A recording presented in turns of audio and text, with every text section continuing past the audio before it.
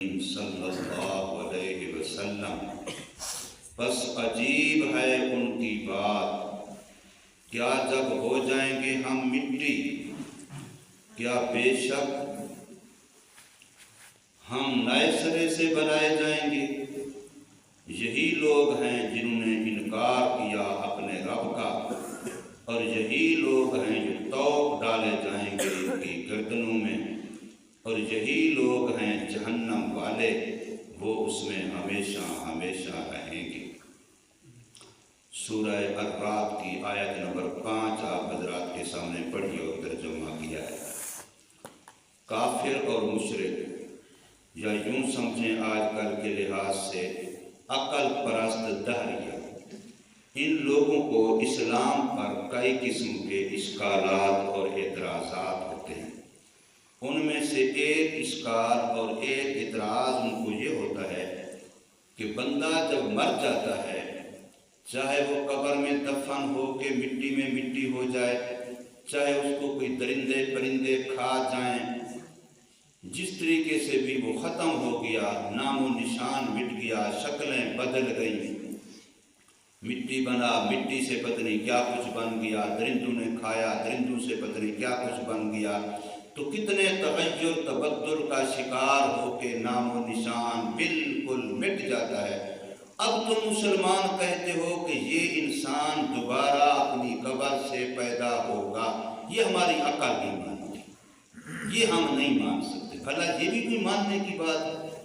یہ ان کو اشکال ہے، یہ ان کو اعتراض ہے، پہلے ان کو بھی تھا، آج والے عقل پرستوں کو بھی ہے۔ تو اس اشکال کا جواب دیا ہے اس آیت کریمہ میں۔ یہ تو مانتے ہیں کہ انہی انسانوں کو اللہ نے پیدا کیا، اس سے پہلے اس کا کوئی نمونہ، کوئی فوٹو، کوئی شکل، کوئی میٹالر، کوئی آئیڈیل، کوئی چیز بھی کچھ نہیں تھی۔ قرآن مجید سورہ دہر کے اندر اللہ تبارک و تعالیٰ کیا فرماتے ہیں کہ کیا انسان پر وہ زمانہ نہیں آیا، لم یکن شیئا مذکورا، کہ وہ کچھ بھی نہیں تھا، عدم سے اللہ نے وجود میں بنایا۔ اتنا بڑا آسمان، اتنی بڑی زمین، اتنے بڑے سورج، اتنا بڑا چاند، اتنے بڑے ستارے، اتنے سمندر، اتنے پہاڑ جن کا تذکرہ پچھلی آیتوں میں گزرا ہے، یہ سارا نظام وہ مانتے ہیں کہ اللہ نے بنایا۔ تو جب یہ مانتے ہیں کہ اللہ اتنا بڑا آسمان پہلی دفعہ بنا سکتا ہے، اتنا زمینوں کا نظام پہلی دفعہ بنا سکتا ہے، پہاڑوں کا نظام پہلی دفعہ بنا سکتا ہے، انسانوں کو بھی اللہ پاک پہلی دفعہ بغیر کسی نمونے مٹیالر کے پیدا کر سکتا ہے، تو پھر کیا اس کے لیے اس کو دوبارہ بنانا مشکل ہے؟ عقل سے پوچھا جائے تو کسی چیز کا پہلی دفعہ بنانا مشکل تو ہو سکتا ہے، لیکن اسی چیز کو مٹا کے بگاڑ کے ختم کر کے پھر دوبارہ بنانا وہ تو پہلی دفعہ سے آسان ہوتا ہے، جبکہ اللہ تعالیٰ کے لیے پہلی دفعہ بھی آسان ہے، دوسری دفعہ بھی آسان ہے۔ اللہ کے ہاں تو مشکل ہے ہی نہیں، اس نے کہہ دینا ہے کن ہو جا فیکون، بس ہو جائے گی، اس کا تو صرف امر کرنا ہے۔ لیکن یہ کتنے بے عقل ہیں، کہتے جی ہماری عقل نہیں مانتی کہ انسان مٹی ہو جانے کے بعد دوبارہ کیسے بنے گا۔ بھئی تمہاری عقل یہ مانتی ہے کہ پہلے کیسے بنا؟ تو جس ذات نے، جس طاقت نے، جس قدرت نے، جس اللہ نے پہلی دفعہ بنایا، اس کے لیے مٹا کے بگاڑ کے مٹی میں ملا کے دوبارہ بنانا بالکل آسان ہے۔ تو اس لیے یہاں جواب دیا وَإِن تَعْجَبْ، اے محمد کریم صلی اللہ علیہ وسلم، اگر آپ تعجب کرتے ہیں، حیران ہوتے ہیں، آپ کو عجیب لگتا ہے، فَعَجَبٌ قَوْلُهُمْ، یہ جو منکرین بعد الموت ہیں، مرنے کے بعد دوبارہ جی اٹھنے کے جو منکر ہیں کہ بس مر گیا تو مر گیا، اس کے بعد کوئی اٹھنا، کوئی حساب کتاب، کوئی جنت جہنم کچھ نہیں ہوگا، جو یہ منکرین لوگ ہیں، ان کو جو استبعاد لگتا ہے کہ یہ بہت دور کی بات ہے، عجیب عجیب فلسفے جھاڑتے ہیں۔ وہ جو انسان ایک مرا ہے، اس کو کتنے پرندوں نے کھایا، مثال کے طور پر اگر جنگل میں انسان مر گیا پڑا ہے، تو اب کوئی پرندے کھا رہے ہیں، کوئی درندے کھا رہے ہیں، پھر پرندے درندوں کے پیٹ میں ہو گیا، ان کے جسم کا خون کا گوشت کا حصہ بنا، پھر ان کا کوئی فضلہ پیشاب پخانے کے ذریعے نکل گیا، پھر وہ درندہ پرندہ پتہ نہیں کہاں مرے گا، پھر وہ کیا بنے گا۔ اسی طریقے سے قبر میں مٹی کو قبر مردے گاڑا دفن کیا تو وہاں کیڑے کھائیں گے، مکوڑے کھائیں گے، وہاں پتہ نہیں کیا کچھ وہاں مٹی بنے گا، پھر وہ کیڑے مکوڑے کہاں کہاں۔ اور ہندو لوگ وہ میت کو جلا دیتے ہیں، جلا کر کے آدھی راکھ وہ دریا میں بہا دیتے ہیں، آدھی راکھ وہ فضا میں اڑا دیتے ہیں۔ ایک ذرہ ذرہ کیسے اللہ پاک اکٹھا کرے گا؟ یعنی وہ اپنی طاقت پہ سوچتے رہتے ہیں کہ یہ مشکل ہے دوبارہ اللہ کے لیے بنانا، حالانکہ اللہ کے ہاں کوئی مشکل ہے ہی، اس کا تو صرف قوت، اللہ کے ارادے کا نام وجود ہے۔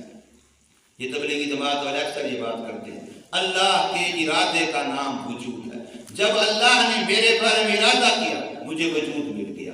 اللہ کسی چیز کے بارے میں ارادہ کرے گا اسی چیز کا وجود بن جائے گا۔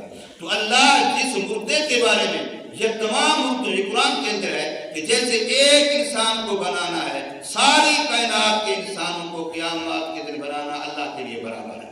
یہ نہیں ہے کہ ایک کو بننا تو آسان ہے، اتنے کروڑوں اربوں خربوں کو بنانا بڑا مشکل ہے۔ اللہ کے لیے دونوں برابر ہے، اس لیے کہ وہاں کوئی مشکل ہے ہی نہیں۔ تو اس لیے فرمایا کہ اگر آپ تعجب امیز سمجھتے ہیں، حیرانگی والی بات سمجھتے ہیں، تو پھر جو منکرین بعث بعد الموت ہیں، دوبارہ جی اٹھنے کے منکر ہیں، ان کی یہ بات بڑی عجیب ہے کہ اذا کنا ترابا، کیا جب ہو جائیں گے ہم مٹی، انا لفی خلق جدید، کیا پکی بات ہے کہ ہمیں دوبارہ نئے سرے سے بنایا جائے گا۔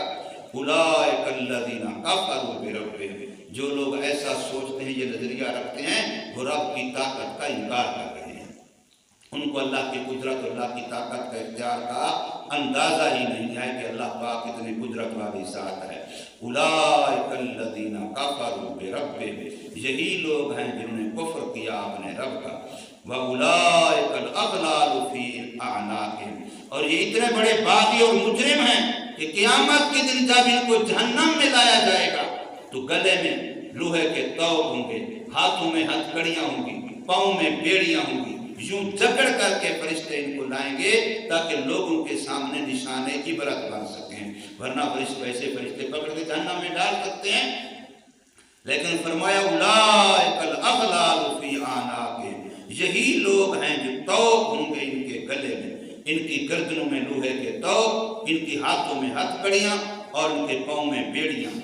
تو فرمایا وَأُولَئِكَ أَصْحَابُ النَّارِ، اور ایسے گندے نظریات والے لوگ جہنم کے حقدار ہیں، یہ جہنم میں جائیں گے، ہم فیہا خالدون، اور وہ اس جہنم میں ہمیشہ ہمیشہ رہیں گے۔ اللہ تبارک و تعالی ہمیں سمجھ نصیب فرمائے، عمل کی توفیق دے۔